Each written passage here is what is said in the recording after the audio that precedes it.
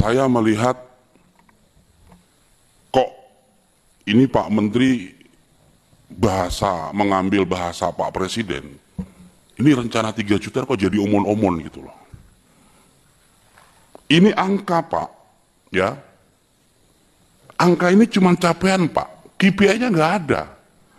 Berapa rupiahnya? Ketika disebut yang upaya itu sebanyak 2.247.088. Ini belum ada anggarannya, belum ada pelaksanaannya. Ini udah bulan Mei loh Pak. Yang 2,24 juta ini masih entah di mana. Bapak tidak menjelaskan kapan ini akan diselesaikan.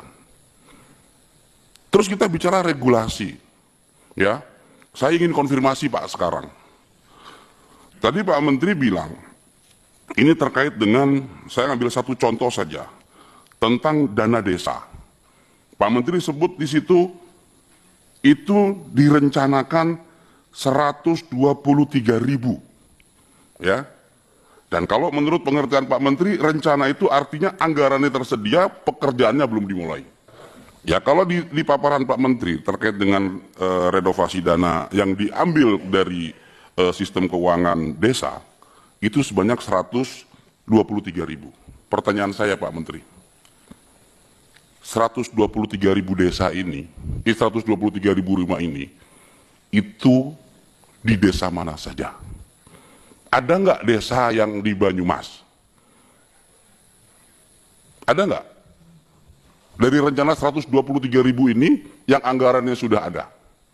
Jadi disebut direncanakan sudah ada ya Pak ya? Pak Sekjen, Pak Dirjen ya? Karena sistem keuangan desa itu ada aturannya sendiri Pak.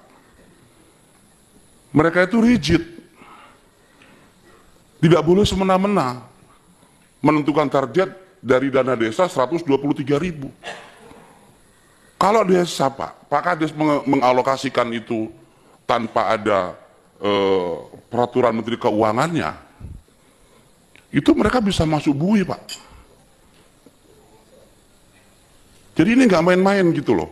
Nah ini kalau kemudian seperti ini bahasanya, ya bagaimana teman desa kita? Saya hanya ingin mengkonfirmasi nanti 123.000 itu ada di desa mana saja. Saya mohon kalau boleh betul-betul kita menyatu. Ya bagaimana satu-satu saya dengar dan saya tahu teman-teman berpengalaman dan punya niat baik. Supaya kita bisa rumuskan satu-satu ini bagaimana. Kemarin ada Pak Huda itu usulkan soal undang-undang perumahan. Kemarin Unian Berimbang itu kami sudah siapkan Pak. 3 bulan saya sudah kirim surat ke Presiden Pak. Untuk organisasinya dibentuk. Undang-undang yang bagus untuk keadilan sosial. Pengembang besar bangun 1 rumah mewah, 2 rumah sedang, 3 rumah kecil. Tetapi sampai sekarang belum jalan. Apa masalahnya? Saya baru 6 bulan di sini, tapi kenapa belum nggak jalan-jalan gitu? Nah, apakah kita mau buat itu atau kita mau rubah semua? Supaya kita buat undang-undang perumahan yang menyelesaikan masalah semua, tadi tanah, keuangan dan sebagainya. Itu saya mohon kita bicarakan terbuka di sini. Mana yang lebih efektif? Mana yang lebih produktif dengan situasi sekarang? Jadi saya juga berharap kita satu-satu Pak, ada paling tidak catatan saya soal pendanaan, 2 soal lahan, 3 soal tepat sasaran, 4 soal kualitas, 5 bagaimana koordinasi semuanya itu. Sampai hari ini kami sudah rapat, termasuk tadi malam kami rapat Pak, sesudah saya dari IKN, ini hebat nih eselon 1 saya ajak untuk bekerja, terus terang saja ya nggak ada libur gitu ya, dan mereka siap bekerja. Banyak pertanyaan di masyarakat. Keinginan mulia seorang pemimpin untuk memfasilitasi rakyatnya mendapatkan rumah yang layak, mengatasi kebutuhan primer, ini harapan kita semua, harapan seluruh rakyat Indonesia. Tapi jujur, pimpinan dan Pak Menteri setelah jajaran, setelah saya dalami slide yang saya terima, dan juga paparan yang tadi baru saja disampaikan, saya melihat rupanya Pak Menteri ini harus bisa membangun tim yang kuat. Saya merasakan denyut bahwa ini one man show. Tidak melibatkan sebuah organisasi yang kuat untuk mewujudkan cita-cita Bapak Presiden. Ada beberapa catatan yang ingin disampaikan, izin dari meja pimpinan, mungkin saya juga nanti ingin berkorespondensi sedikit ya untuk mempertajam tentang peta jalan ini. Pertama, kalau kita lihat tadi paparan di awal ya, soal akses kepemilikan atau mendapatkan rumah yang layak. Ya, kalau kita lihat dari data BPS, ya, yang disampaikan Pak Menteri tadi, dari 2025 sampai dengan 2029, itu cuma 1,7% Pak kenaikannya. Ini dengan target 3 juta rumah loh. Padahal di era sebelumnya, yang targetnya itu 1 juta rumah, itu aksesnya meningkat per tahun 2,6%. Ini bagaimana? Dari situ saja kita sudah mulai melihat harusnya orang semakin mudah mendapatkan akses ketika jumlah ini diperbesar. Itu satu catatannya. Tapi nanti tolong dijelaskan. Tapi sebenarnya tanpa beliau jelaskan tentang ini, gitu ya, saya ingin langsung Pak, tentang angka 3 juta tadi yang disampaikan. Ini menarik sekali. Ya. Dari yang disebut upaya lain selesai proses rencana upaya ini, tadi saya mendapatkan masukan, Bapak sudah mengenali, apalagi Pak Ridwan Bay ini senior kita semua, sudah pengalaman di sini, ada masalah soal keterbatasan dana.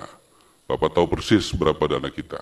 Ada masalah ada soal lahan, ada soal kualitas, ada soal ketidaktepatan sasaran, ada soal SKB 3 Menteri. Kita sudah bulan Januari itu kalau tidak salah, sudah bikin supaya PPN, BPHTB, PBG gratis, sampai sekarang masih ada 70 bupati wali kota yang belum jalanin, padahal masuk dalam NKRI.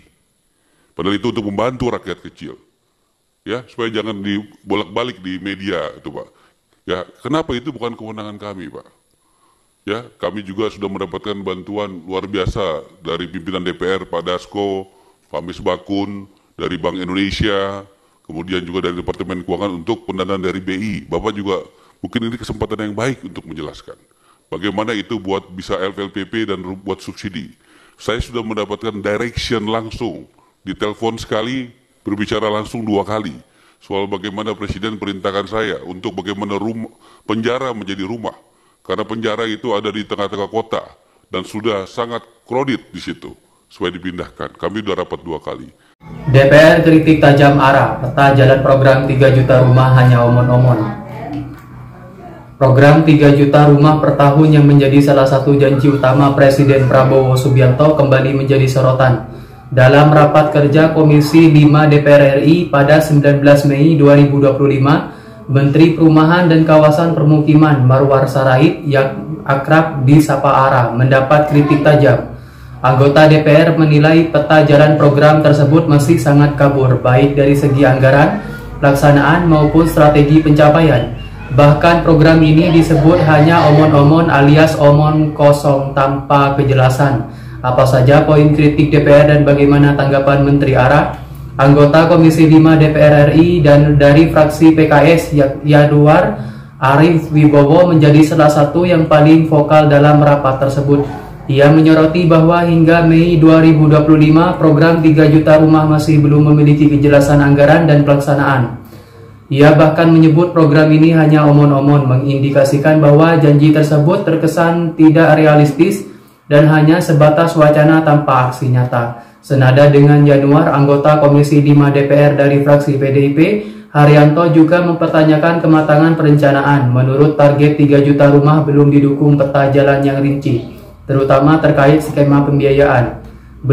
Belum jelas yang dibiayai pemerintah berapa, tanggung jawab investor berapa, dan bagaimana mitigasi jika target tidak tercapai, kata Haryanto.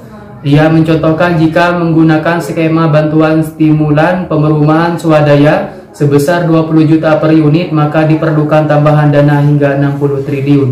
Ini merupakan jumlah yang jauh dari anggaran Kementerian PKP 2025 yang hanya 5.078 triliun, bahkan turun drastis 14,3 triliun pada tahun 2024. Ketua Komisi 5 DPR RI, Lazarus, juga menegaskan bahwa blok Backlog perumahan tidak berkurang signifikan meskipun program serupa telah digulingkan sebelumnya. Ia menghitung bahwa untuk mencapai 3 juta rumah per tahun, pemerintah harus membangun 8.220 unit per hari. Angka yang dinilai sulit dicapai dengan anggaran terbatas dan tanpa strategi yang jelas.